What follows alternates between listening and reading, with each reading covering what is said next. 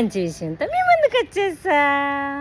చూడండి, క్రమశిక్షణతో కూడుకున్న జీవితం ఇచ్చిన సరదా విచ్చలవిడిగా ఇచ్చిన జీవితం ఇవ్వదు.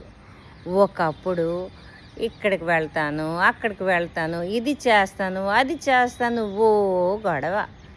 కానీ నాకు ఇప్పుడు ఎక్కడికి వెళ్ళాలంటేనే ఇష్టపడట్లేదు. ఎందుకంటే ఇందులో ఉన్న మనశ్శాంతి, క్రమశిక్షణతో కూడుకున్న జీవితం అంత మనశ్శాంతి విచ్చలవిడిగా తిరిగిన దాంట్లో ఎప్పుడూ లేదు.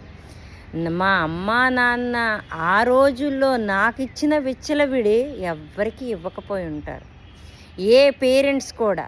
కానీ ఇప్పుడు కూడా వాళ్ళ నమ్మకానికి మాత్రం నేను ఏ రోజు కూడా దెబ్బ తీయలేదు. ఎందుకంటే నమ్మకం అనేది జీవితానికి పునాది. అంటే ఏ పిల్లలు కూడా, ఏ తల్లిదండ్రులు కూడా బాధ కలిగించరండి. తెలియక చేసిన తప్పులు, తెలియకపోయినప్పుడు తప్పులు చేస్తాం, తెలిసి ఎందుకు చేద్దాం చెప్పండి. సూర్యుడి తేజం దగ్గర ఏదీ లేదు. ఇదండి ఈరోజు నిజం. అంటే క్రమశిక్షణ గల జీవితం అవుతుంది మంచి జీవితం, సరదా అయిన జీవితం. సరేనా?